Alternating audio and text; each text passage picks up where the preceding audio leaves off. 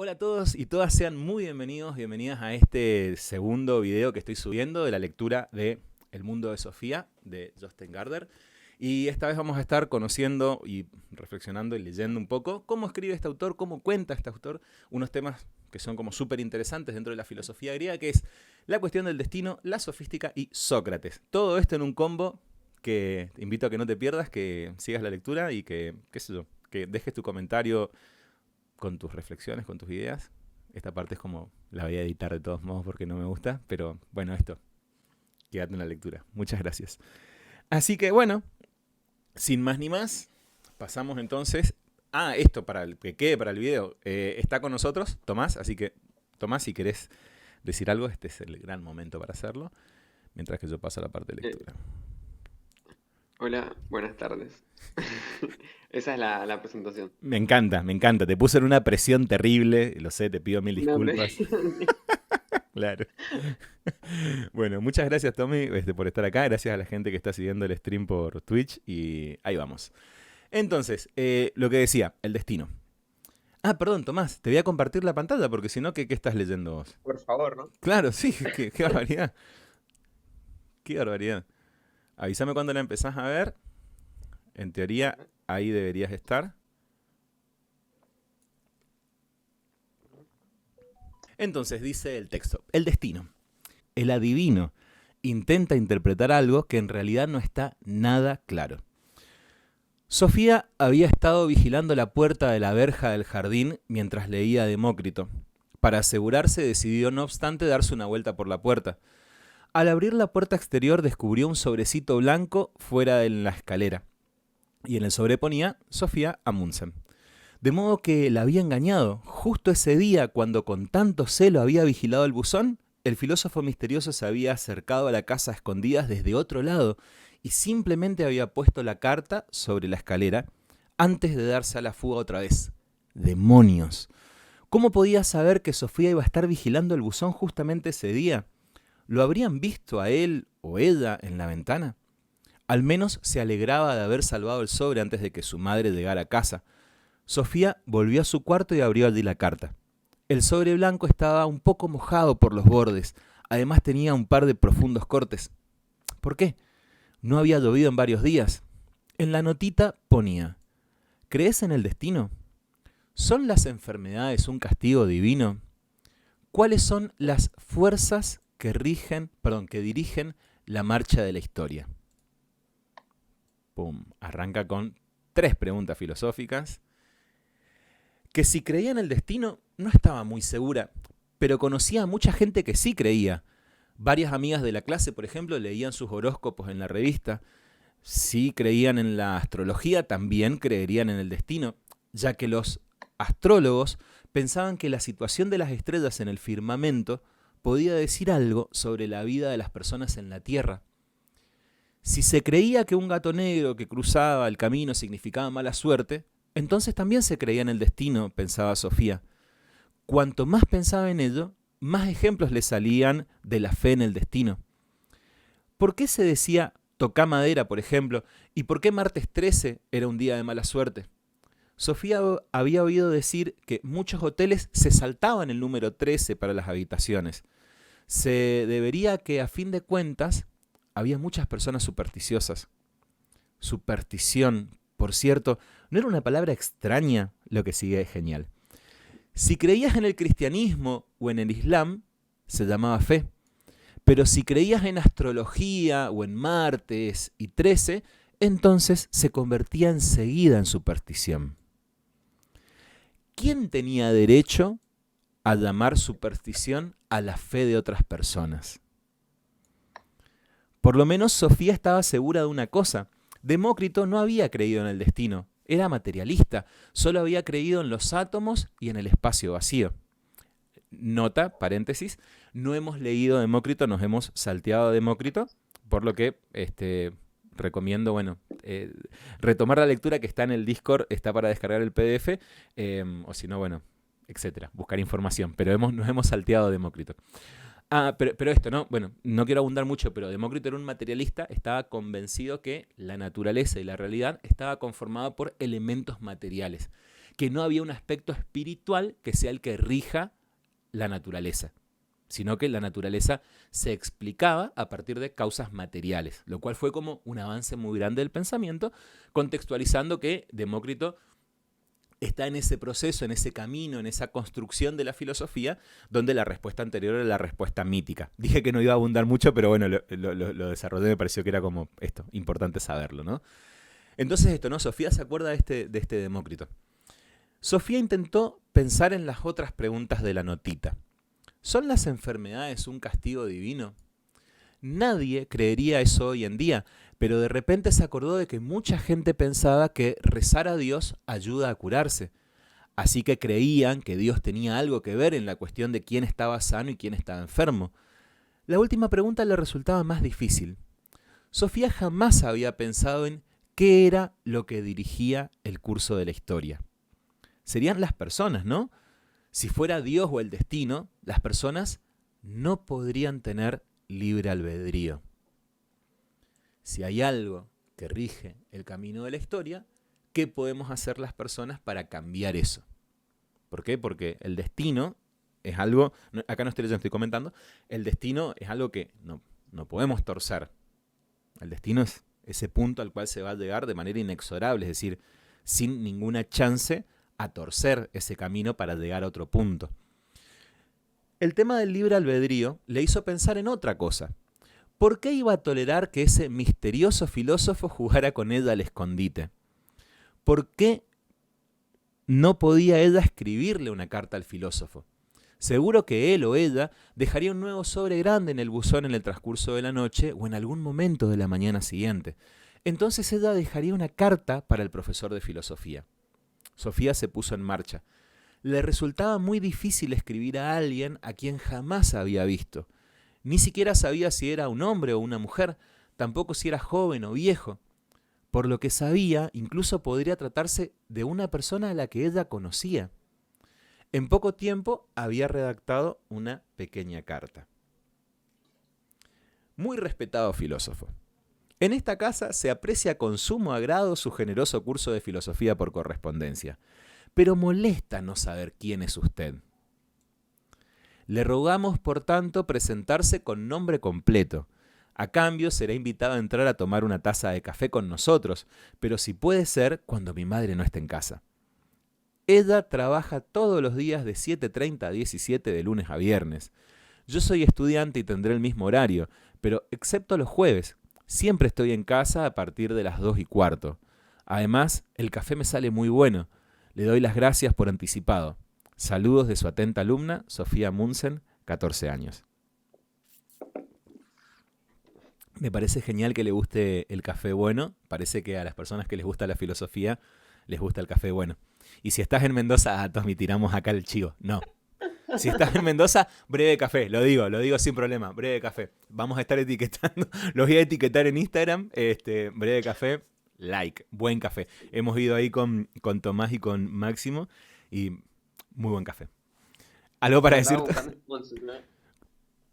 Totalmente. Estamos buscando sponsor. No estaría nada mal que el próximo encuentro de lectura, Tommy, lo hagamos ahí en persona y lo grabamos. Y podríamos hacerlo, me encanta. Gran idea. Breve café, cuando quieras. En la parte inferior de la hoja escribió: se ruega con contestación. A Sofía le pareció que la carta era demasiado formal, pero no era fácil, elegir las palabras cuando se escribía a una persona sin rostro. Metió la hoja en un sobre de color rosa y lo cerró. Por fuera escribió: al filósofo.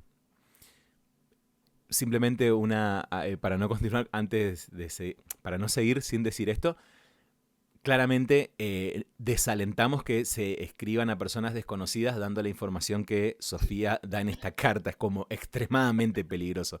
No lo hagan. No lo hagan. Es mucha data tiro ahí. Bien, el problema era cómo sacarlo afuera sin que su madre lo viera. Al mismo tiempo, tendría que mirar el buzón temprano a la mañana siguiente antes de que llegara el periódico. Si no llegaba ningún envío durante la noche, tendría que volver a recoger el sobre de color rosa. ¿Por qué tenía que ser todo tan complicado? Aquella noche, Sofía subió pronto a su habitación a pesar de que era viernes. Su madre intentó tentarla con una pizza y una película policíaca, pero dijo que estaba cansada y que quería leer en la cama. Mientras su madre estaba sentada mirando fijamente a la pantalla del televisor, Sofía bajó a hurtadillas a llevar la carta al buzón. Al parecer su madre estaba un poco preocupada. Desde que surgió aquello del conejo grande y el sombrero de copa, hablaba con Sofía de una manera completamente distinta a la de antes. Pequeña aclaración, en un momento este filósofa que le escribe a Sofía, le plantea que el filósofo, la filósofa, es quien trata de comprender cómo funciona la magia. Y esa magia que asombra y demás, el filósofo es quien busca la respuesta. Entonces habla, del sombrero de copa donde el mago saca un conejo. Y que ese sombrero es el universo. Y que el conejo también es el universo. Entonces Sofía en un momento le dice, hay que descubrir cómo es lo del sombrero de copa. Cuando su madre subió, Sofía no quería preocuparla, pero ahora tenía que subir a la habitación para vigilar el buzón.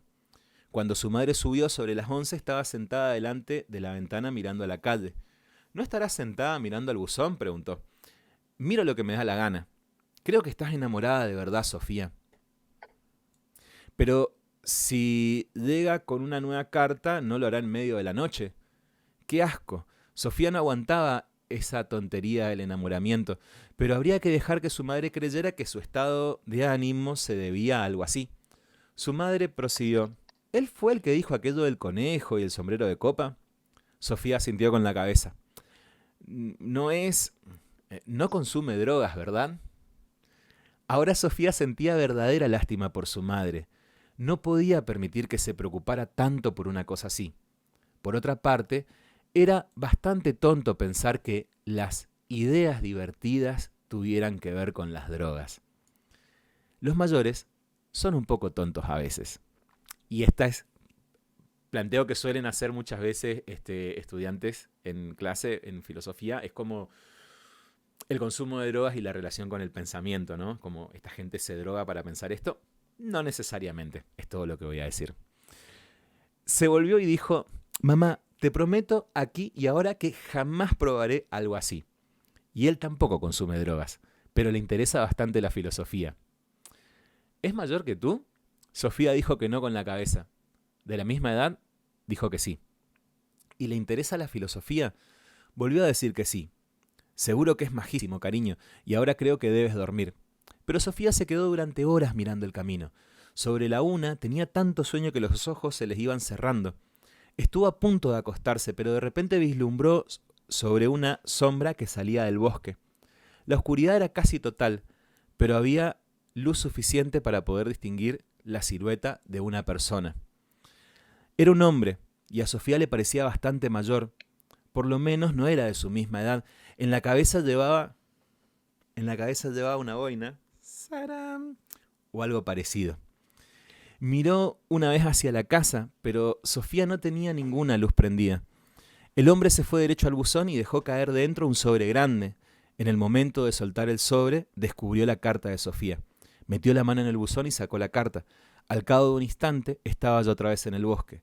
Se fue corriendo hacia el sendero y desapareció. Raro. Sofía notaba cómo le latía el corazón. Lo que más hubiera deseado era salir corriendo tras él, aunque pensándolo bien no podía hacer eso. No se atrevía a ir corriendo tras una persona desconocida en plena noche, pero tenía que salir a recoger el sobre. Eso sí que no lo dudaba. Al cabo de un rato bajó las escaleras a hurtadillas, abrió cuidadosamente la puerta de la calle con la llave y se fue hasta el buzón. Pronto estaba de vuelta en su habitación con el gran sobre en la mano. Se sentó sobre la cama conteniendo el aliento. Pasaron un par de minutos y no se oía ningún ruido en toda la casa. Entonces abrió la carta y comenzó a leer. Era evidente que no recibiría ninguna contestación a su carta hasta el día siguiente. Y acá la clase de esa carta, la clase del día de esa carta. El destino. Buenos días de nuevo, querida Sofía. Déjame decirte de una vez por todas que jamás debes intentar espiarme. Ya nos conoceremos en persona algún día, pero seré yo quien decida la hora y el lugar. No vas a desobedecerme, ¿verdad? Volvamos a los filósofos. hemos visto cómo buscan explicaciones naturales a los cambios que tienen lugar en la naturaleza. Anteriormente, esas cuestiones se explicaban mediante los mitos, pero también en otros campos hubo que despejar el camino de viejas supersticiones. Lo vemos en lo que se refiere a estar enfermo y estar sano, y en lo que se refiere a los acontecimientos políticos. En ambos campos, los griegos tuvieron una gran fe en el destino. Por fe en el destino, se entiende la fe en que está determinado de antemano todo lo que va a suceder. Esta idea la podemos encontrar en todo el mundo, en el momento presente y a través de toda la historia. En los países nórdicos existe una gran fe en el destino, tal como aparece en las antiguas sagas islandesas. Recordemos que el texto está escrito en Noruega. El texto, la novela, ¿no? El mundo de Sofía. Tanto entre los griegos como en otras partes del mundo, nos encontramos con la idea de que los seres humanos pueden llegar a conocer el destino a través de diferentes formas de oráculos. Lo que significa que el destino de una persona o de un estado puede ser interpretado de varios modos. Todavía hay muchas personas que creen que leer las cartas, creen en leer las cartas, leer las manos o interpretar las estrellas. Una variante típicamente noruega es la adivinación mediante los pozos del café. Al vaciarse la taza de café suelen quedar algunos dibujos o imágenes, sobre todo si... Perdón, leí muy mal. Al vaciarse la taza de café suelen quedar algunos pozos en el fondo. Esos pozos pueden formar un determinado dibujo o imagen, sobre todo si añadimos un poco de imaginación. Si los pozos tienen la forma de un coche, significa que la persona que haya bebido de la taza quizá vaya a hacer un viaje en coche. Vemos que el adivino intenta interpretar algo que en realidad no está nada claro. Esto es muy típico de todo arte adivinatorio, y precisamente porque aquello que se adivina es tan poco claro, no resulta tampoco muy fácil contradecir al adivino. Cuando miramos al cielo estrellado, vemos un verdadero caos de puntitos brillantes, y sin embargo, ha habido muchas personas a través del tiempo que han creído que las estrellas pueden decirnos algo sobre nuestra vida en la Tierra. Incluso hoy en día hay dirigentes políticos que consultan a un astrólogo antes de tomar una decisión importante. Bien, Tomás, ¿alguna idea sobre adivinos, astrólogos, horóscopo? Sobre lo que estábamos viendo un poquito más arriba, me quedó una frase, o me hizo recordar una frase que decía algo así como que la fe nunca se deshace, no se desvanece, sino que se traslada, ¿no? Uh-huh. Y es esto, ¿no? O sea, hay gente que va a despreciar a la iglesia, lo que sea, pero después va y se lee un horóscopo y piensa que eso le maneja la vida, ¿no? Entonces, como que, Sí. como que creo que es así. Totalmente. O algo que está ocurriendo mucho en estos momentos, que es esto, ¿no? Descreemos en la iglesia, por ejemplo, pero sí creemos en las energías. Entonces es un proceso que es súper complejo, ¿no? Que no lo quiero simplificar un montón, pero que es una forma de, no sé, de secularización. Es decir, abandonamos la institución religiosa, pero suplantamos las creencias por nuevas creencias o por otras creencias que terminan cumpliendo tal vez una función bastante parecida. Que son, bueno, no sé, calmar la conciencia, sacar la culpa, tranquilizar la angustia. Es como raro, muy raro. Pero Sí. esto, yo invito a que hagamos lo siguiente, no para que lo hagamos en este momento, pero a las personas que estén viendo este video, simplemente busquen en Instagram, escriban metafísica y vean qué aparece. Y recomiendo también que vean el video anterior, ya que vean el video anterior donde hablamos de metafísica, tal como aparece en la filosofía, para que vean la diferencia que hay entre la idea de si sucede conviene o si lo deseas un montón el universo va a conspirar, y los planteos metafísicos de Parménides, por ejemplo, Heráclito y demás. Así que eso. Pero Tomás, tomo lo que vos decís y me parece que es como algo a analizar bastante interesante. Entonces esto, ¿no? Vamos a ver cómo los griegos recurrían a esto de la adivinación. ¿Por qué? Porque era importante tratar de conocer cuál era el destino. El oráculo de Delfos. Los griegos pensaban que los seres humanos podían enterarse de su destino a través del famoso oráculo de Delfos. El dios Apolo era el dios del oráculo. Hablaba a través de la sacerdotisa Pitia, que estaba sentada en una silla sobre una grieta de la tierra. De esta grieta subían unos gases narcóticos que la embriagaban, circunstancia indispensable para que pudiera ser la voz de Apolo. Al llegar a Delfos, uno entregaba primero su pregunta a los sacerdotes, quienes a su vez se la daban a Pitia. Ella emitía una contestación tan incomprensible o ambigua que hacía falta que los sacerdotes interpretaran la respuesta a la persona que había entregado la pregunta. Así los griegos podían aprovecharse de la sabiduría de Apolo, ya que creían que Apolo sabía todo sobre el pasado y el futuro. Muchos jefes de Estado no se atrevían a declarar la guerra o a tomar otras decisiones importantes antes de haber consultado el oráculo de Delfos. Así pues, los sacerdotes de Apolo funcionaban prácticamente como una especie de diplomáticos y asesores con muy amplios conocimientos sobre gentes y países. Encima del templo de Delfos había una famosa inscripción. Vuelvo a leer. Encima del templo de Delfos había una famosa inscripción. Conócete a ti mismo.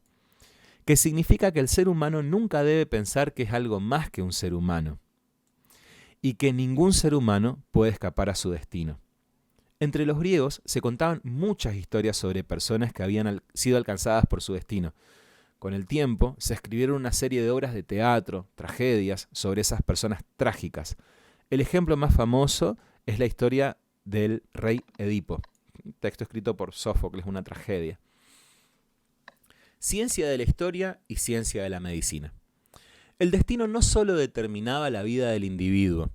Los griegos también creían que el curso mismo del mundo estaba dirigido por el destino. Opinaban que el resultado de una guerra podía deberse a la intervención de los dioses. También hoy en día muchos creen que Dios u otras fuerzas misteriosas dirigen el curso de la historia. Pero justo a la vez que los filósofos griegos intentaban buscar explicaciones naturales a los procesos de la naturaleza, iba formándose una ciencia de la historia que intentaba encontrar causas naturales a su desarrollo. Lo cual está como, wow, en paralelo a esta idea de una explicación de causas naturales de la realidad natural, es decir, explicar que la naturaleza funciona no por voluntad de los dioses, sino por cómo es la misma naturaleza, empieza a aparecer también la idea de, hey, tratemos de ver por qué pasa lo que pasa, entendido como la historia. El que un estado perdiera una guerra no se explicaba ya como una venganza de los dioses. Los historiadores griegos más famosos fueron Heródoto y Tucídides. Y nótese que vivieron en el contexto donde empiezan a aparecer los filósofos, ¿no? También dato. Los griegos también creían que las enfermedades podían deberse a la intervención divina.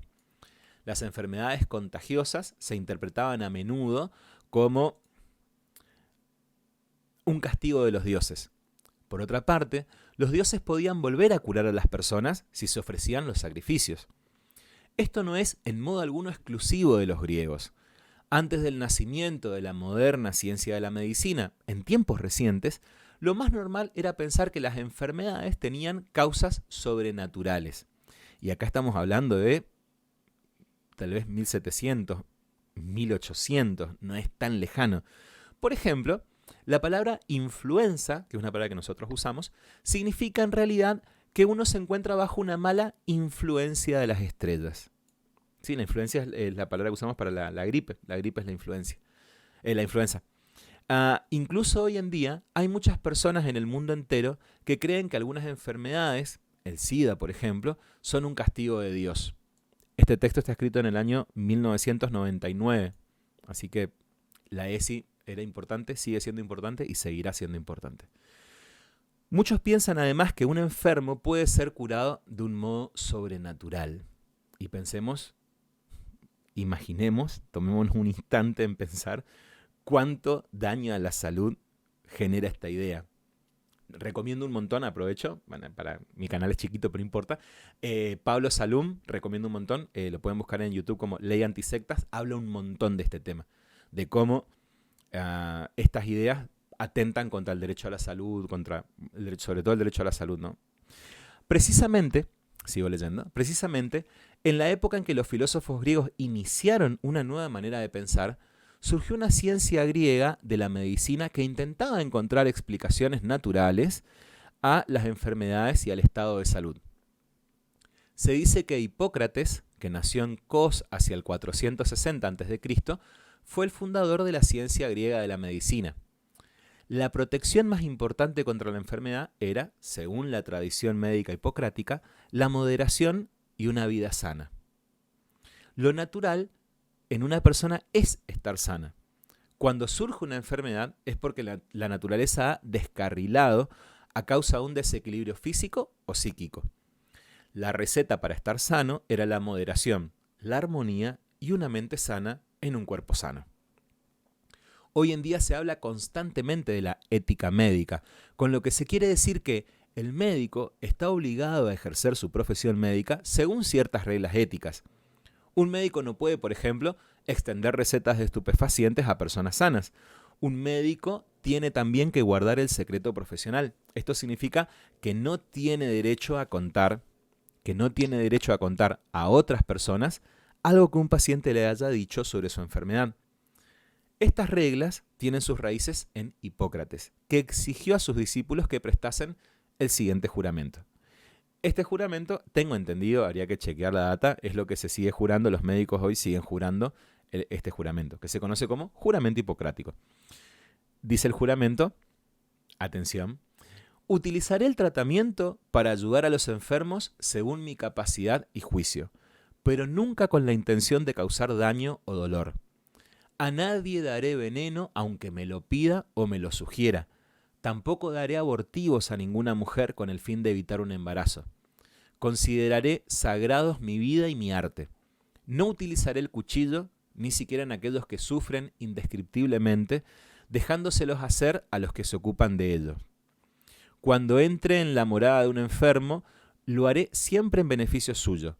Me abstendré de toda acción injusta y de abusar del cuerpo de hombres o mujeres, libres o esclavos. De todo cuanto vea y oiga en el ejercicio de mi profesión y aún fuera de ella, callaré cuantas cosas sean necesarias que no se divulguen, considerando la discreción como un deber.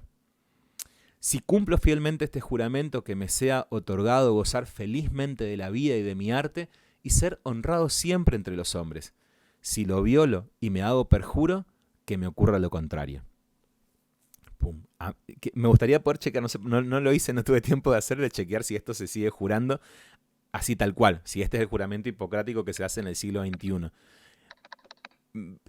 Hay debates ahí, me parece que se podría plantear unas cuestiones, ¿no? Respecto a la cuestión ahí de la eutanasia y la cuestión del aborto y tal vez por ahí, no sé qué más podría ser, como hoy que está cada vez en más cuestionamiento, pero eso, habría que chequear la data. Prometo chequearlo para la semana que viene o pueden ver en mis historias de Instagram.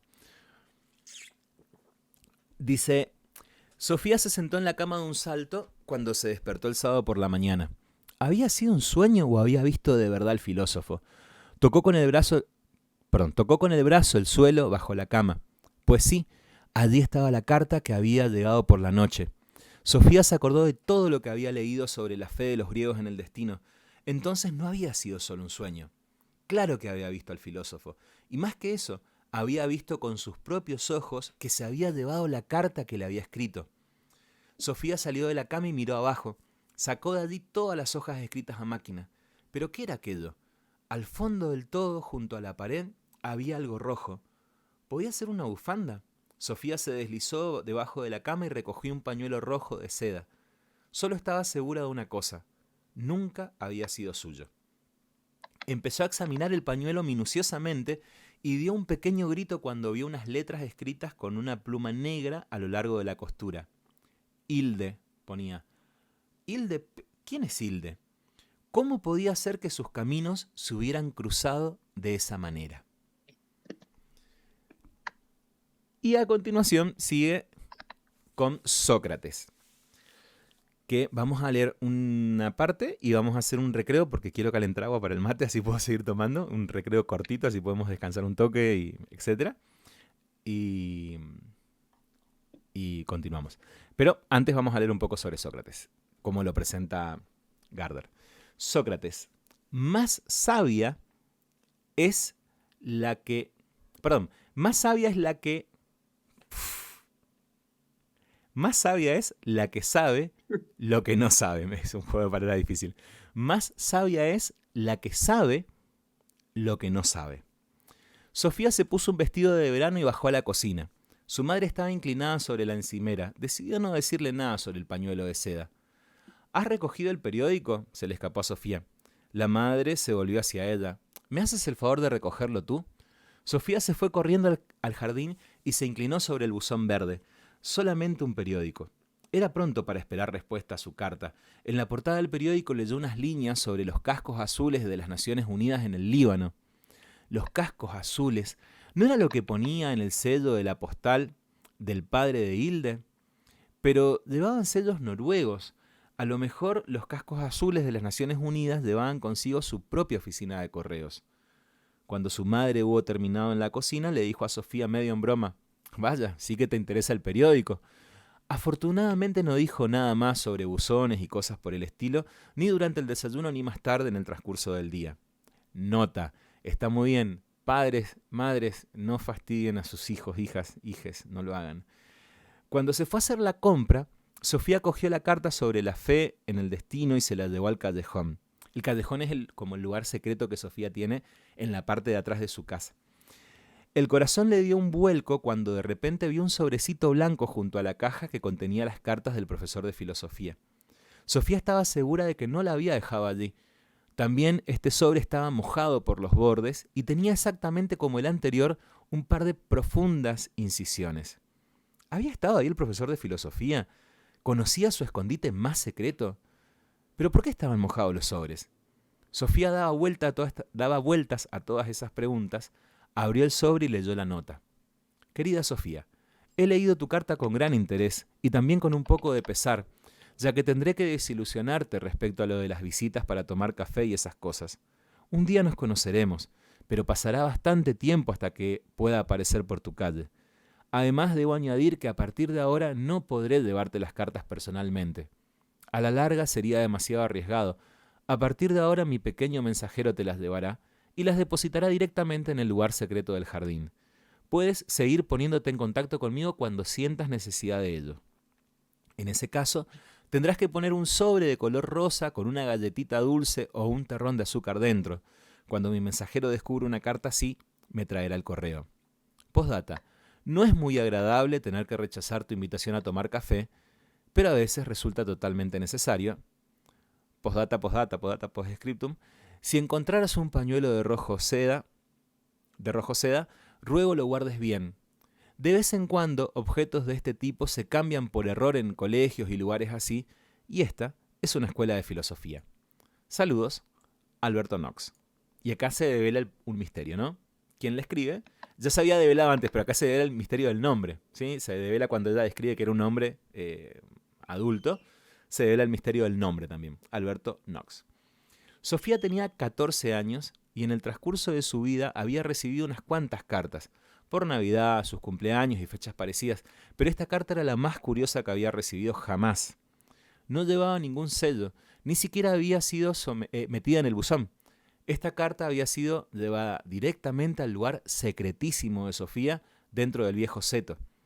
También resultaba curioso que la carta se hubiera mojado en ese día primaveral tan seco. Lo más raro de todo era desde luego el pañuelo de seda.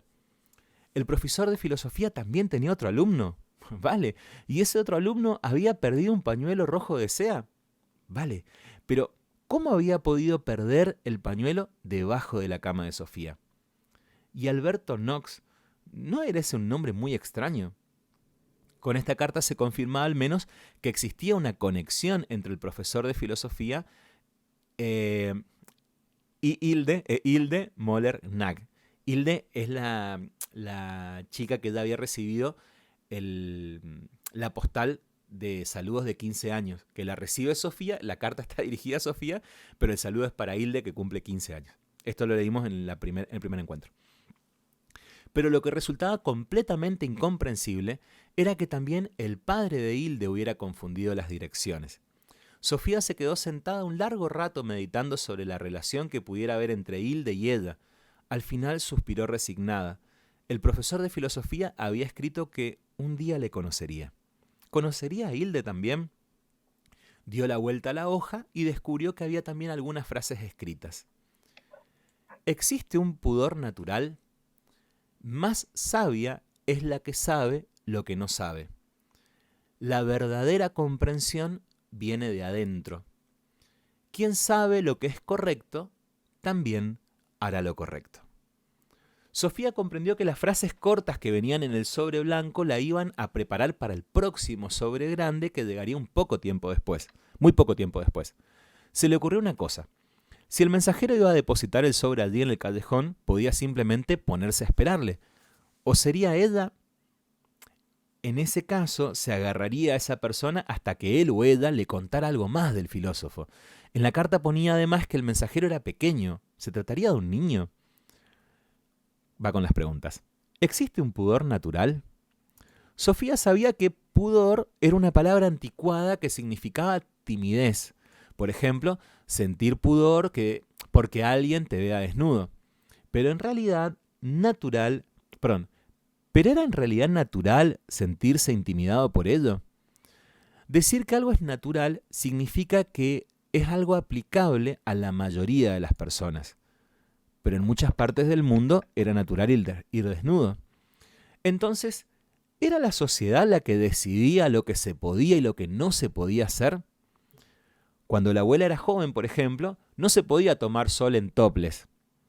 Pero hoy en día la mayoría opinaba que era algo natural, aunque en muchos países sigue estando terminantemente prohibido. Sofía se rascó la cabeza. ¿Era esto filosofía? Pequeña aclaración por las dudas, topless es tomar el sol, las mujeres entiendo, sin la parte de arriba del traje de baño, creo que es eso, topless. Y que cuando yo era chico en la década del 90 y empezó a hacerse como conocido esto en otras partes del mundo, era como, el mundo se va a acabar. Y me acuerdo que acá en Argentina, una de las primeras, al menos en ir a una playa y hacer topless, creo que fue Moria Kazan. Mo, un beso grande, arrecholulo lo que acabo de hacer. Y luego la siguiente frase. Más sabia es la que sabe lo que no sabe.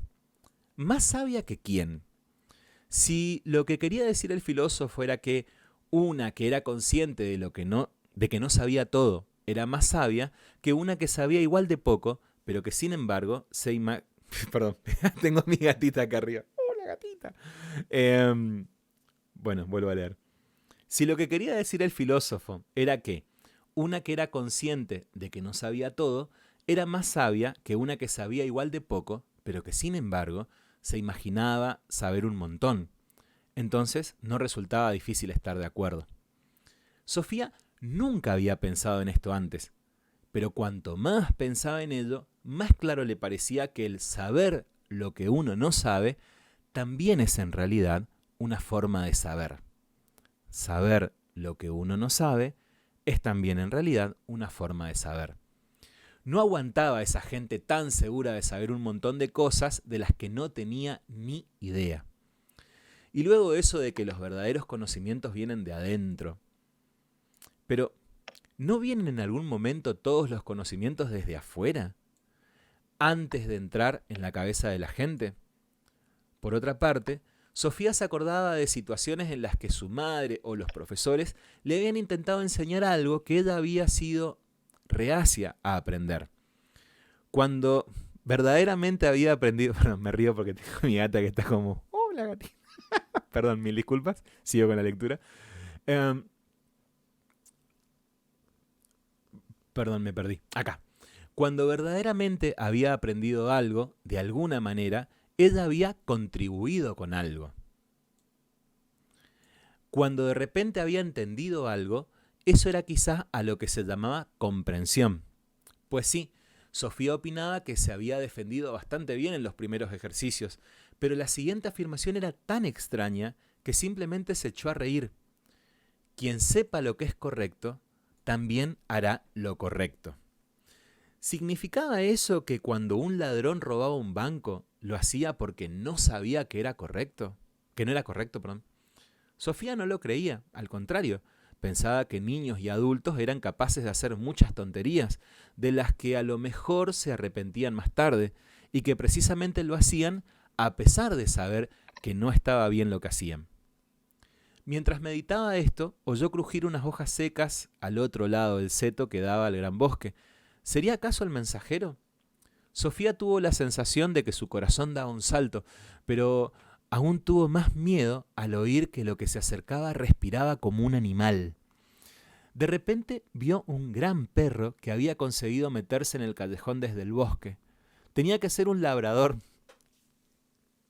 En la boca llevaba un sobre amarillo grande que soltó justamente delante de las rodillas de Sofía. Todo sucedió con tanta rapidez que Sofía no tuvo tiempo de reaccionar. En unos instantes tuvo el sobre en la mano, pero el perro se había esfumado. Cuando todo hubo pasado, reaccionó, puso las manos sobre las piernas y empezó a llorar.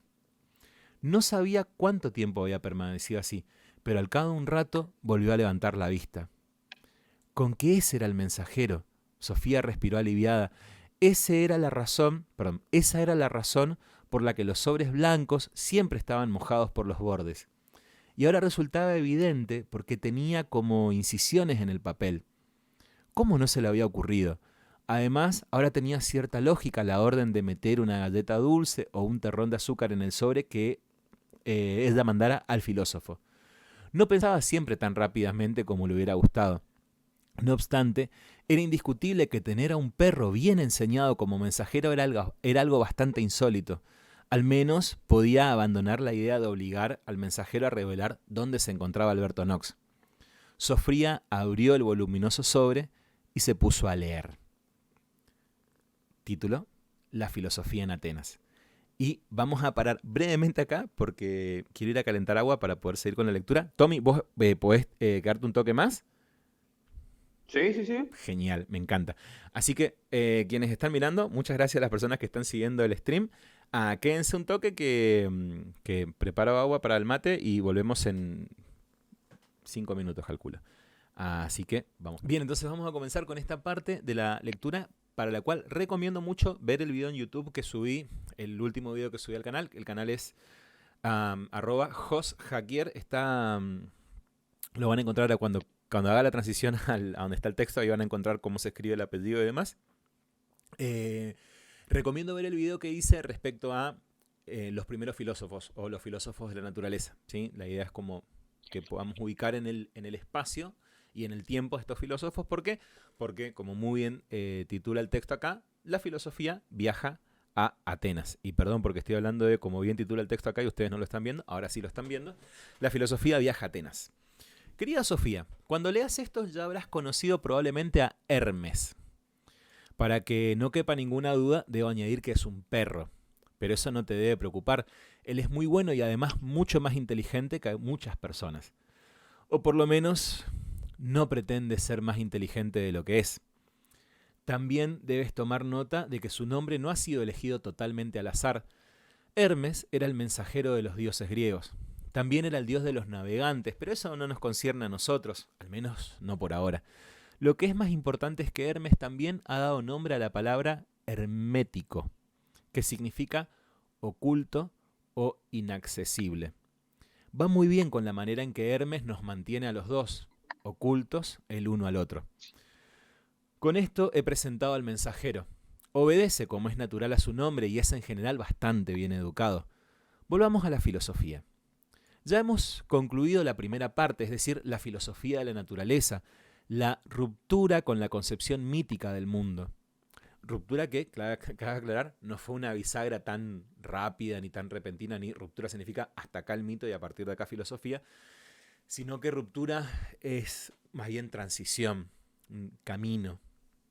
Ahora vamos a conocer a los 3 filósofos más grandes de la antigüedad. Se llaman Sócrates, Platón y Aristóteles. Que alguna vez en alguna clase se me ocurrió esta regla mnemotécnica, porque, bueno, esto, para recordar cómo es el orden, Sócrates, Platón, Aristóteles, de momento donde uno se acostumbra, y Sócrates, Platón, Aristóteles, pero la regla es soplar. Soplar como soplar, Sócrates, Platón, Aristóteles. Estos 3 filósofos dejaron cada uno a su manera sus huellas en la civilización europea. A los filósofos de la naturaleza se los llama a menudo presocráticos, porque vivieron antes de Sócrates. Es verdad que Demócrito murió un par de años después que Sócrates, pero su manera de pensar pertenece a la filosofía de la naturaleza presocrática.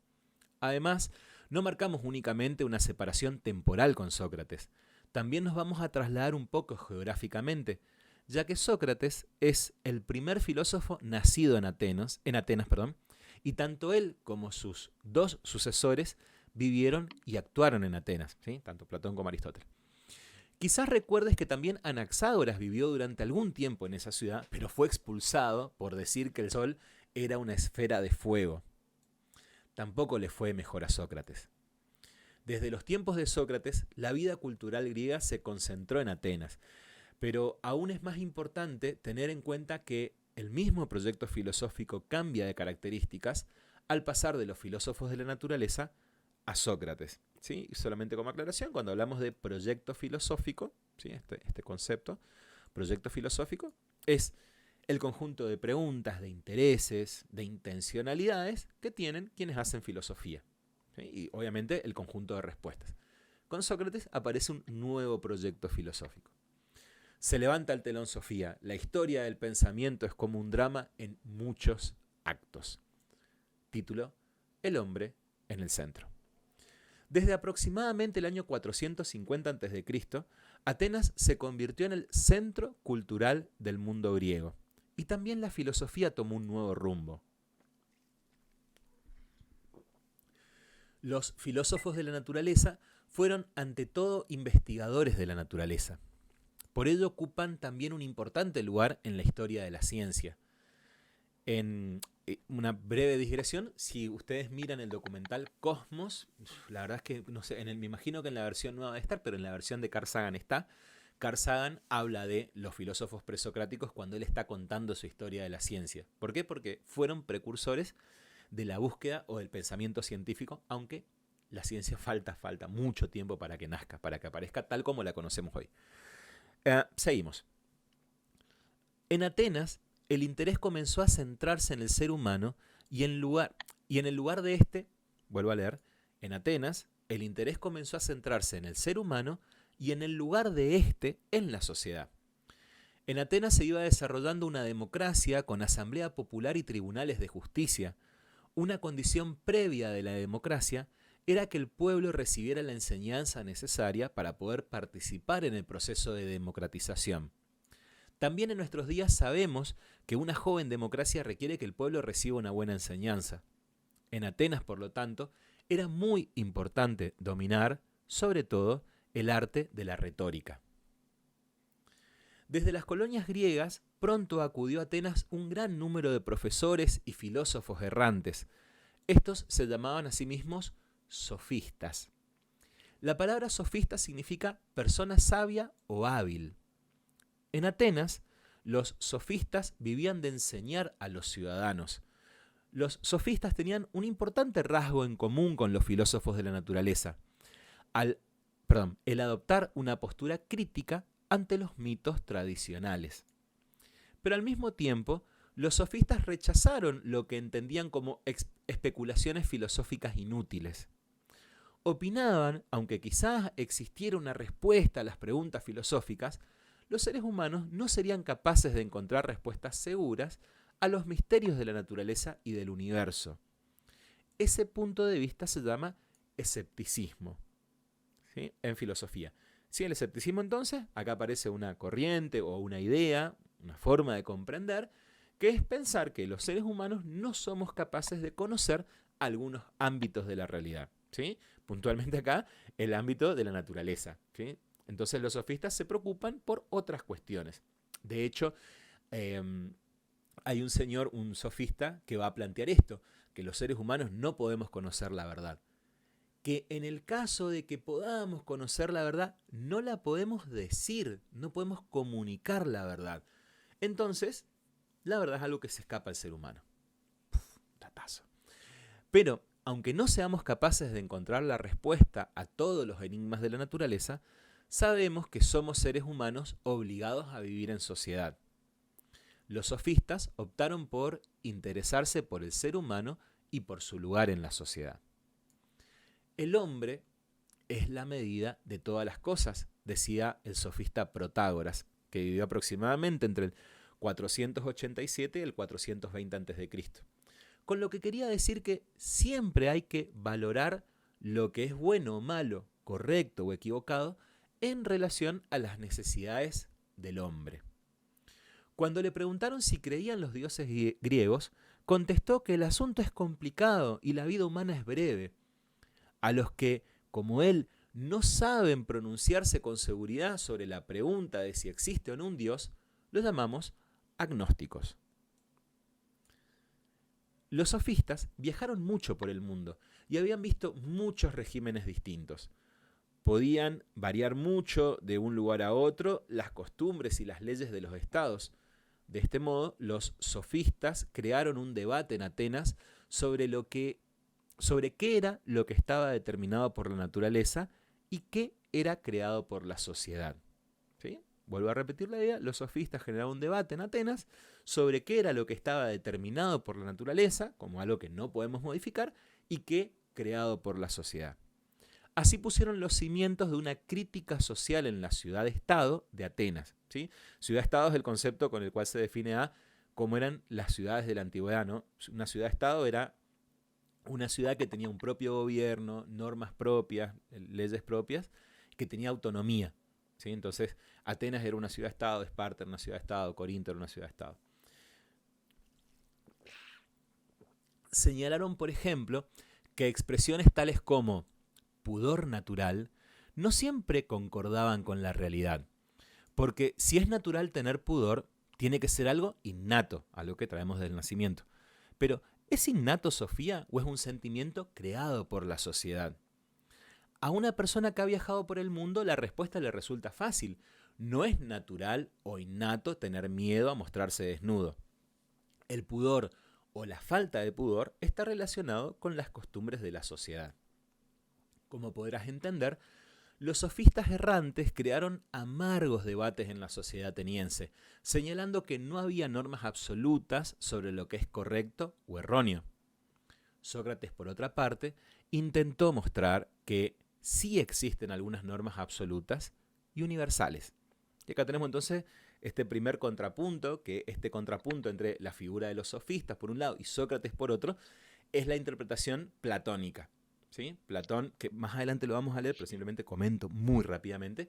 Platón es el discípulo de Sócrates de quien más noticias, más información, más hemos recibido respecto a las ideas de Sócrates.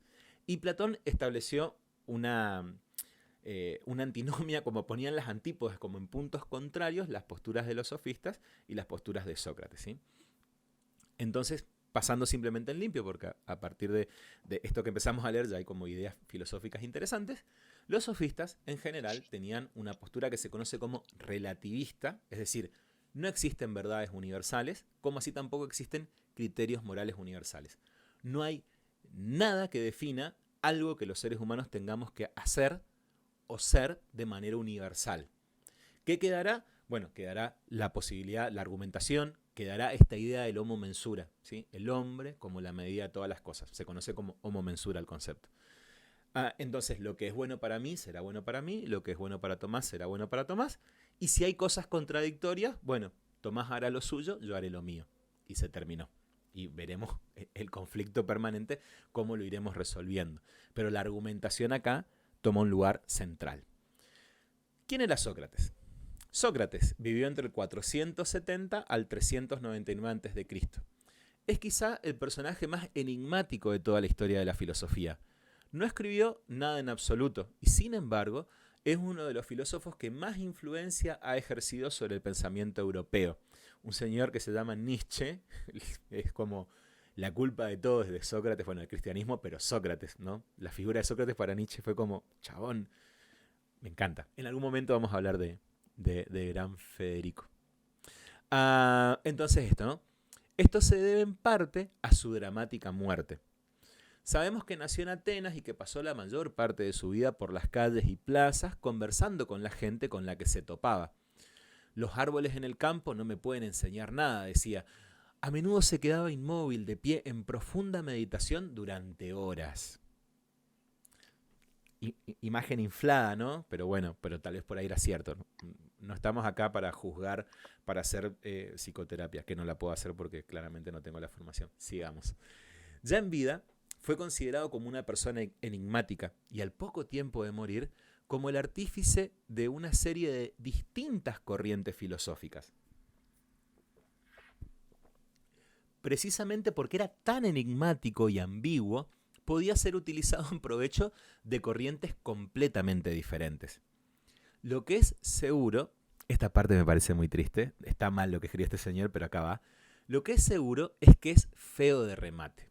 Era bajito y gordo, con ojos saltones y nariz respingona, pero interiormente era, se decía, maravilloso. También se decía de él: se puede buscar y rebuscar en su propia época, se puede buscar y rebuscar en el pasado, pero nunca se encontrará a nadie como él. Y sin embargo, fue condenado a muerte por su actividad filosófica. Fue condenado a muerte por su actividad filosófica. La vida de Sócrates se conoce sobre todo a través de Platón, que fue su alumno y que por otra parte sería uno de los filósofos más grandes de la historia. Platón escribió muchos diálogos o conversaciones filosóficas en las que utilizaba a Sócrates como portavoz. No podemos estar completamente seguros de que las palabras que Platón pone en boca de Sócrates fueran verdaderamente pronunciadas por Sócrates, y por ello resulta un poco difícil separar entre lo que era la doctrina de Sócrates y las palabras del propio Platón. Este problema también surge con otros personajes históricos que no dejaron ninguna fuente escrita. El ejemplo más conocido de esto es sin duda Jesús. No podemos estar seguros de que el Jesús histórico dijera verdaderamente lo que pone en su boca Mateo o Lucas. Lo mismo pasa también con lo que dijo el Sócrates histórico. Sin embargo, no es tan importante saber quién era Sócrates verdaderamente. Es ante todo la imagen que nos proporciona Platón de Sócrates lo que ha inspirado a los pensadores de Occidente durante casi 2500 años. El arte de conversar. La propia esencia de la actividad de Sócrates es que su objetivo no era enseñar a la gente. Daba más bien la impresión de que aprendía de las personas con las que hablaba, de modo que no enseñaba como cualquier otro maestro de escuela. No. Él conversaba. Está claro que no se habría convertido en un famoso filósofo si solo hubiera escuchado a los demás. Tampoco le habrían condenado a muerte, claro está. Pero sobre todo al principio solía simplemente hacer preguntas, dando a entender que no sabía nada. En el transcurso de la conversación solía conseguir que su interlocutor viera los fallos de su propio razonamiento, y entonces podía suceder que el otro se viera acorralado y al final tuviera que darse cuenta de lo que era bueno y lo que era malo. Se dice que la madre de Sócrates, por las dudas voy a hacer una pequeña aclaración, sí, contando esto no, el método de Sócrates se basa en el diálogo. Sócrates va hablando con su interlocutor y el tipo desarrolló un método, es decir, tenía una estructura a la hora de preguntar y de dialogar justamente, que tenía como fin que su interlocutor se fuera dando cuenta que aquello que creía conocer estaba equivocado. Entonces va reformulando las respuestas hasta que puede alcanzar a sacar de sí la verdad, sería como la idea. Y acá viene un poco más adelante la explicación del método. Se dice que la madre de Sócrates era comadrona, es decir, partera, ayudaba a las mujeres a parir. Y Sócrates comparaba su propia actividad con la del arte de parir de la comadrona.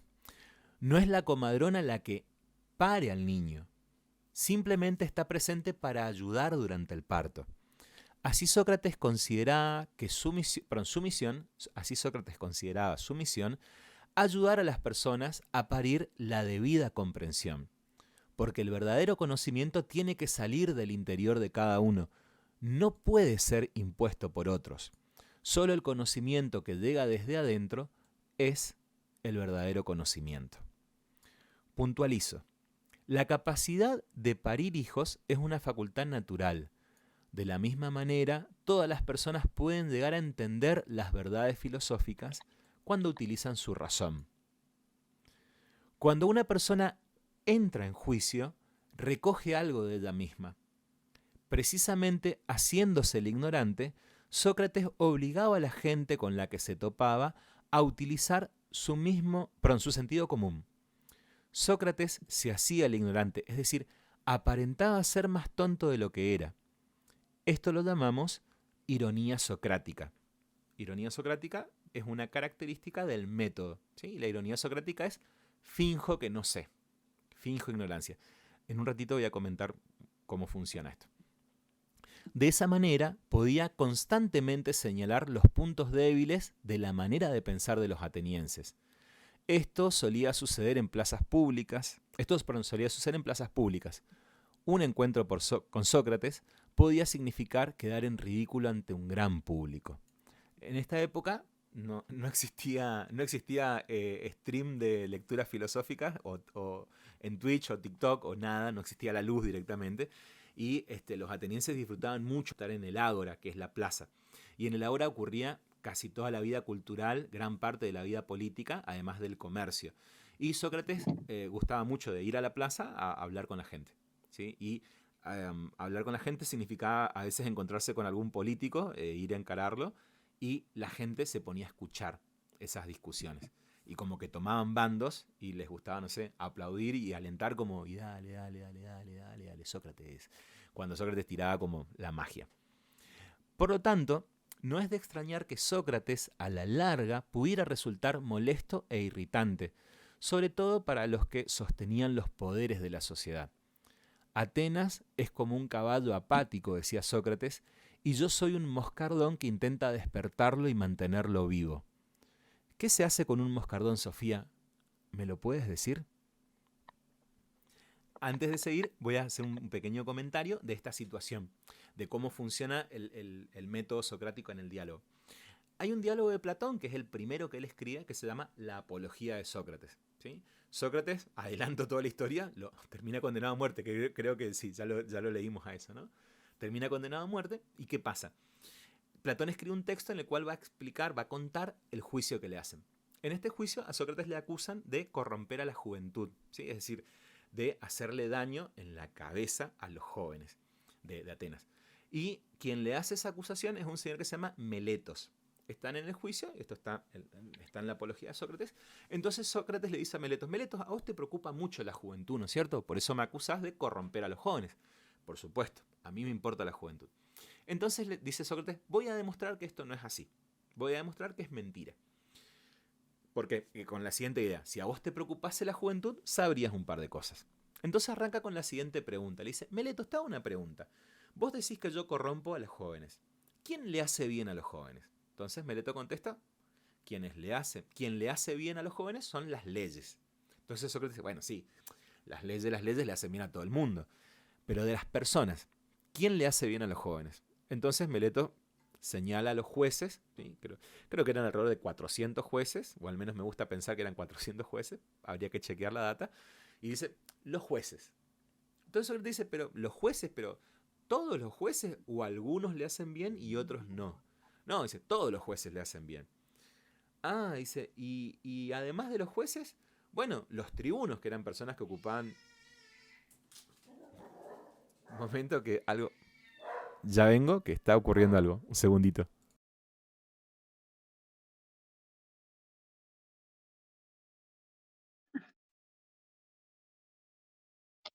Sí, sí, se escucha, no hay problema.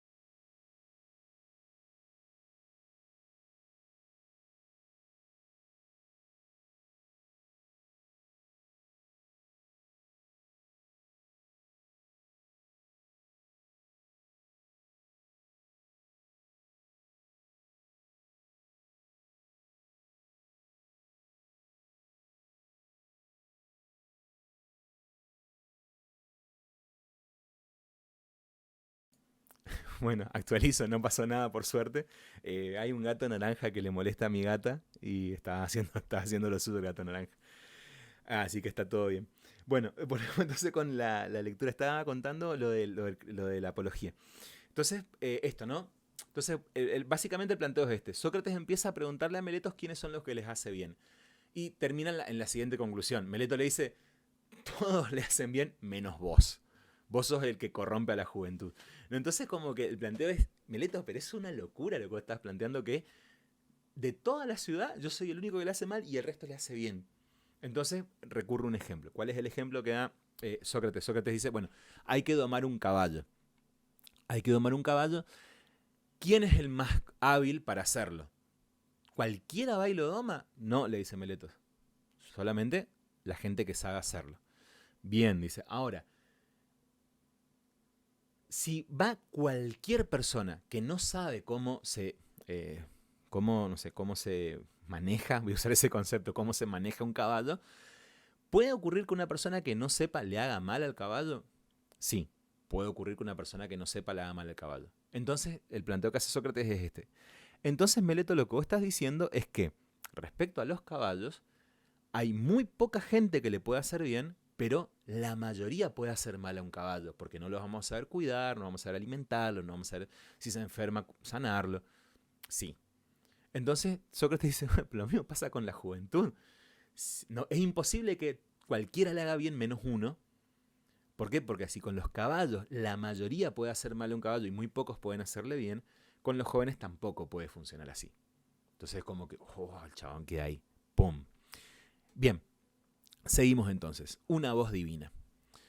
No era con intención de torturar a su prójimo, por lo que Sócrates les incordiaba continuamente, así como que los aguijoneaba continuamente. Había algo dentro de él que no le dejaba elección. Él solía decir que tenía una voz divina en su interior. Sócrates protestaba, por ejemplo, contra tener que participar en condenar a alguien a muerte. Además, se negaba a delatar a adversarios políticos. Esto le costaría al final la vida. En el 399 a.C. fue acusado de introducir nuevos dioses y de llevar a la juventud por caminos equivocados. Por una escasa mayoría fue declarado culpable por un jurado de 500 miembros, acá está el número. Seguramente podría haber suplicado clemencia. Al menos podría haber salvado el pellejo si hubiera accedido a abandonar Atenas, pero si lo hubiera hecho, no habría sido ya Sócrates. Explicación. A Sócrates hay dos condenas posibles, la muerte o el destierro.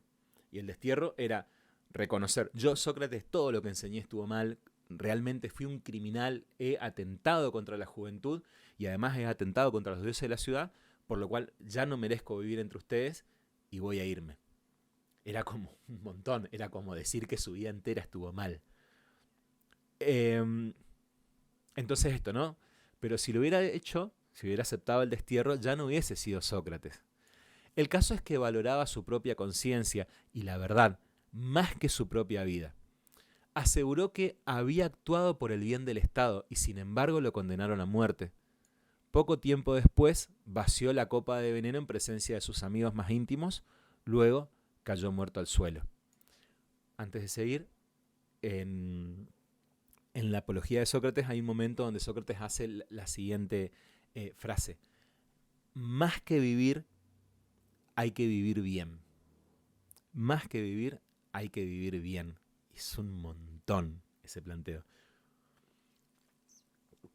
¿Por qué, Sofía? ¿Por qué tuvo que morir Sócrates? Esta pregunta ha sido planteada por los seres humanos durante 2400 años. Vamos a matizar, no es que claramente no está en nuestra sociedad, onda, prendemos la tele y la gente hablando ¿por qué tuvo que morir Sócrates? Pero, ¿por qué tuvo que morir Sócrates? Para él no es la única persona, pero él no es la única persona en la historia que ha sido que ha ido, mil disculpas.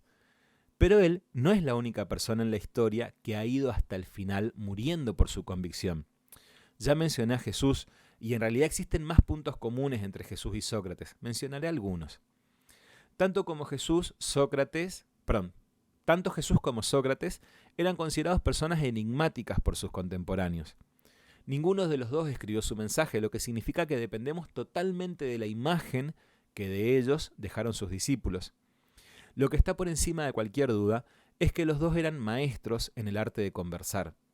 Además, hablaban con una autosuficiencia que fascinaba e irritaba, y los dos pensaban que hablaban en nombre de algo mucho mayor que ellos mismos.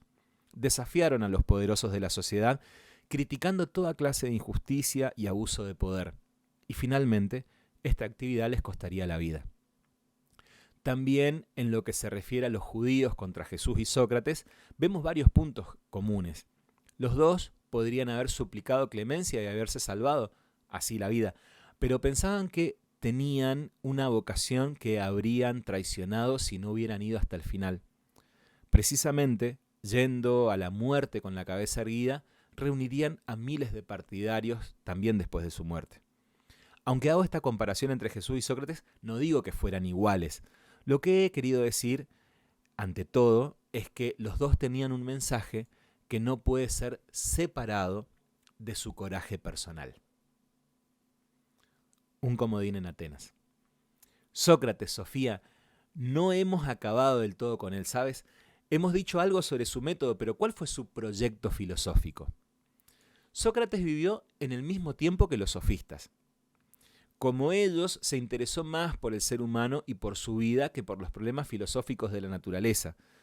Un filósofo romano, Cicerón, diría unos siglos más tarde que Sócrates hizo que la filosofía bajara del cielo a la tierra y la dejó morar en las ciudades y la introdujo en las casas, obligando a los seres humanos a pensar en la vida, en las costumbres, en el bien y en el mal.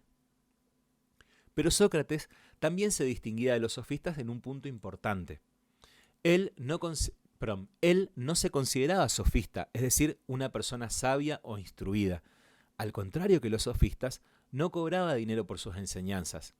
Sócrates se llamaba filósofo, en el verdadero sentido de la palabra. Filósofo significa en realidad uno que busca conseguir sabiduría. Alguien que ama la sabiduría. ¿Estás cómoda, Sofía? Para el resto del curso de filosofía es muy importante que entiendas la diferencia entre un sofista y un filósofo. Los sofistas cobraban por sus explicaciones más o menos sutiles y esos sofistas han ido apareciendo y desapareciendo a través de la historia. Me refiero a todos esos maestros de escuela y sabelotodos que o están muy contentos con lo poco que saben o presumen de saber un montón de cosas de las que en realidad no tienen idea. Seguramente habrás conocido a alguno de esos sofistas en tu corta vida. Un verdadero filósofo Sofía, es algo muy distinto, más bien lo contrario.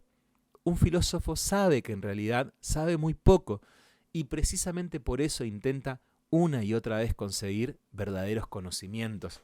Y yo en una clase, el martes creo, decía la siguiente idea. Es muy difícil encontrarse con un idiota que se cree brillante y tener que lidiar con eso. Sin lugar a dudas, es muy difícil. Sócrates fue un ser así, un ser raro. Se daba cuenta de que no sabía nada de la vida ni del mundo, o más que eso. Le molestaba seriamente saber tan poco. Un filósofo es, pues, una persona que reconoce que hay un montón de cosas que no entiende. Y eso le molesta. De esa manera es, al fin y al cabo, más sabio que todos aquellos que presumen de saber cosas de las que no saben nada. La más sabia es la que sabe lo que no sabe, dije. Y Sócrates dijo que solo sabía una cosa, que no sabía nada. Solo sé que no sé nada.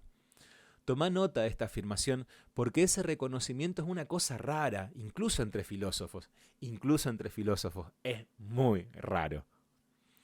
Además, puede resultar tan peligroso si lo predicas públicamente que te puede costar la vida.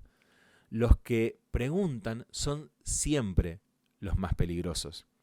No resulta igual de peligroso contestar. Una sola pregunta puede contener más pólvora que 1000 respuestas. Esto es genial, es como muchísimo. ¿Has oído hablar del nuevo traje del emperador? En realidad, el emperador estaba totalmente desnudo, pero ninguno de sus súbditos se atrevió a decirlo. De pronto, perdón, lo leí muy mal. ¿Has oído hablar del nuevo traje del emperador? En realidad el emperador estaba totalmente desnudo, pero ninguno de sus súbditos se atrevió a decirlo. De pronto hubo un niño que exclamó que el emperador estaba desnudo. Ese era un niño valiente, Sofía. De la misma manera, Sócrates se atrevió a decir lo poco que sabemos los seres humanos. Ya señalamos antes el parecido que hay entre niños y filósofos. Puntualizo. La humanidad se encuentra ante una serie de preguntas importantes a las que no encontramos fácilmente buenas respuestas. Ahora se ofrecen dos posibilidades. Podemos engañarnos a nosotros mismos y al resto del mundo fingiendo que sabemos todo lo que merece la pena saber, o cerrar los ojos a las preguntas primordiales y renunciar, de una vez para todas, a conseguir más conocimiento. De esta manera, la humanidad se divide en dos partes. Por regla general, las personas están o segurísimas de todos o se muestran indiferentes. Las dos clases gatean muy abajo en la piel del conejo. Esto que dice acá de las dos clases que gatean muy abajo en la piel del conejo es porque dice esto, ¿no? Que ese conejo que saca el mago del sombrero, nosotros somos como las pulgas que tiene ese conejo entre los pelos, ¿sí? Por eso saca mención a esto de las dos clases gatean muy bajo en la piel del conejo. Es como cuando divides una baraja en dos, mi querida Sofía. Se meten las cartas rojas en un montón y las negras en otro. Pero de vez en cuando sale de la baraja un comodín, una carta que no es ni trébol, ni corazón, ni rombo, ni pica. Sócrates fue un comodín de esas características en Atenas. No estaba ni segurísimo, ni se mostraba indiferente. Solamente sabía que no sabía nada y eso le inquietaba. De modo que se hace filósofo el que incansablemente busca conseguir ciertos conocimientos. De modo que se hace filósofo el que incansablemente busca conseguir conocimientos ciertos.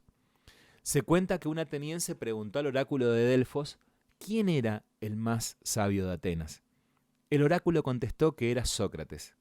Cuando Sócrates se enteró, se extrañó muchísimo. El que fue a preguntar se llama Querefonte. Esto está narrado en la Apología de Sócrates, obra que recomiendo la lectura. Creo que se echó a reír Sofía. Se fue enseguida a la ciudad a ver a uno que, en opinión propia y en la de muchos otros, era muy sabio. Pero cuando resultó que ese hombre no era capaz de dar ninguna respuesta cierta a las preguntas de Sócrates, a las preguntas que Sócrates le hacía, éste entendió al final que el oráculo tenía razón. Para Sócrates era muy importante encontrar una base segura para nuestro conocimiento. Él pensaba que esta base se encontraba en la razón del hombre. Con su fuerte fe en la razón del ser humano, era un típico racionalista. Un conocimiento correcto conduce a acciones correctas. José, discúlpame. Sí, Tomás. Mirá, se me ha hecho un poco tarde. Sí, Tommy. Yo te puedo acompañar hasta acá nomás, discúlpame. No, nada que disculpar, me parece hermoso que hayas estado. Así. Sí, pues me tengo que ir ahora en un ratito, así que... No hay ningún problema, Bueno, Tommy, no hay ningún problema. digamos. Gracias por acompañar esta lectura. Ya charlaremos después, en otro momento, cuando nos veamos, algunas cuestiones. Bueno, dale. No me olvido lo que dijiste de lo del café, ¿eh? Por favor, yo tampoco. No me acuerdo qué dije, pero... No... Ah, sí, claro. Espero que la gente que la gente también nos escuche. Que los dueños del café nos escuchen. Esperemos que en breve Va a pasar. lo reciban, sí. Va a pasar. Bueno, Tomás, no hay ningún problema. Que estés muy bien y bueno, gracias por estar acá. Me alegra mucho que compartamos esto. Bueno, muchas gracias. El placer es mío. Dale, Nos vemos. adiós. Bien, entonces, un conocimiento correcto conduce a acciones correctas. Ya mencioné que Sócrates pensaba que tenía por dentro una voz divina y que esa conciencia le decía lo que estaba bien. Quien sepa lo que es bueno, también hará el bien, decía. Quería decir que conocimientos correctos conducen a acciones correctas, y solo el que hace esto se convierte en un ser correcto. Cuando actuamos mal es porque desconocemos otra cosa. Por eso es tan importante que aumentemos nuestro conocimiento. Sócrates estaba precisamente buscando definiciones claras y universales de lo que estaba bien y de lo que estaba mal. Al contrario, voy a marcar eso porque eso es importante, ¿sí? Sócrates buscaba definiciones claras y universales de lo que estaba bien y lo que estaba mal. Al contrario que los sofistas, él pensaba que la capacidad de distinguir entre lo que está bien y lo que está mal se encuentra en la razón y no en la sociedad. Quizá esto último te resulte un poco difícil de digerir, Sofía. Empiezo de nuevo. Sócrates pensaba que era imposible ser feliz si uno actúa en contra de sus convicciones. Y el que sepa cómo se debe hacer un hombre feliz, intentará hacerlo. Por ello, quien sabe lo que está bien, también hará el bien, pues ninguna persona querrá ser infeliz, ¿no? ¿Tú crees, Sofía, podrás vivir feliz si constantemente haces cosas que en el fondo sabes que no están bien? Hay muchos que constantemente mienten y roban y hablan mal de los demás, ¿de acuerdo? Seguramente saben que eso no está bien o que no es justo si prefieres, pero ¿crees que eso les hace felices? Sócrates no pensaba así. Cuando Sofía hubo leído la carta sobre Sócrates, la metió en la caja y salió al jardín. Quería meterse en casa antes de que su madre volviera de la compra para evitar un montón de preguntas sobre dónde había estado. Además, había prometido fregar los platos. Estaba llenando de agua la pila cuando entró su madre con 2 bolsas de compra. Quizá por eso dijo: «Pareces estar un poco en la luna últimamente, Sofía». Sofía no sabía por qué lo decía, simplemente se le escapó. Sócrates también lo estaba. ¿Sócrates? La madre abrió los ojos de par en par. «Es una pena que tuviera que pagar con su vida por ello», prosiguió Sofía muy pensativa. Pero Sofía, ya no sé qué decir. Tampoco lo sabía Sócrates. Lo único que sabía era que no sabía nada en absoluto y sin embargo era la persona más sabia de Atenas. La madre estaba atónita. Al final dijo: «¿Es algo que has aprendido en el instituto?». Sofía negó enérgicamente con la cabeza. «Allí no aprendemos nada. La gran diferencia entre un maestro de escuela y un auténtico filósofo es que el maestro cree que sabe un montón e intenta obligar a los alumnos a aprender. Un filósofo intenta averiguar las cosas junto con los alumnos». De modo que estamos hablando de conejos blancos. ¿Sabes una cosa? Pronto exigiré que me digas quién es ese novio tuyo. Si no, empezaré a pensar que está un poco tocado. Sofía se volvió y señaló a su madre con el cepillo de fregar. «No es él el que está tocado, pero es un moscardón que estorba a los demás. Lo hace para sacarles de su manera rutinaria de pensar». «Bueno, déjalo ya, a mí me parece que debe ser un poco respondón». «No es ni respondón ni sabio, pero intenta conseguir verdadera sabiduría. Esa es la diferencia entre un auténtico comodín y todas las demás cartas de la baraja». «¿Comodín has dicho?». Sofía asintió. ¿Se te ha ocurrido que hay muchos corazones y muchos rombos en una baraja? También hay muchos tréboles y picas, pero solo hay un comodín. ¿Cómo contestás, hija mía? ¿Y tú cómo preguntas? La madre había colocado toda la compra. Cogió el periódico y se fue a la sala de estar. A Sofía le pareció que había cerrado la puerta dando un portazo. Cuando hubo terminado de fregar los cacharros, subió a su habitación. Había metido el pañuelo de seda roja en la parte de arriba de su armario junto al lego. Ahora lo volvió a bajar y lo miró detenidamente. Llegamos hasta acá en la lectura. Con esto finalizamos esta parte que se refiere a Sócrates y que me parece como súper interesante, sobre todo el final, la emoción, no sé cómo le pegó a Sofía cómo le pegó la lectura de la figura de Sócrates.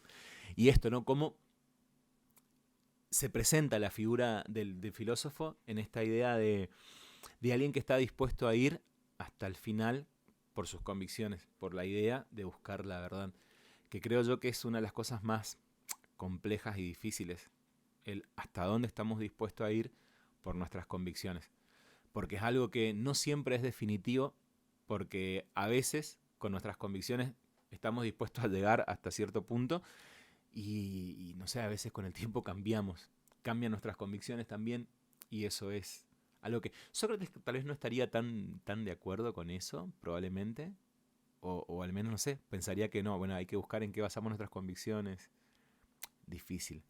Pero bueno, me pareció como súper interesante cómo plantea Gardner a esta cuestión de Sócrates. Quedan algunas cosas afuera y sí recomiendo, bueno, algunas lecturas. Recomiendo la lectura de la Apología de Sócrates y recomiendo la lectura del Critón también, que es otra obra donde Sócrates habla respecto al deber.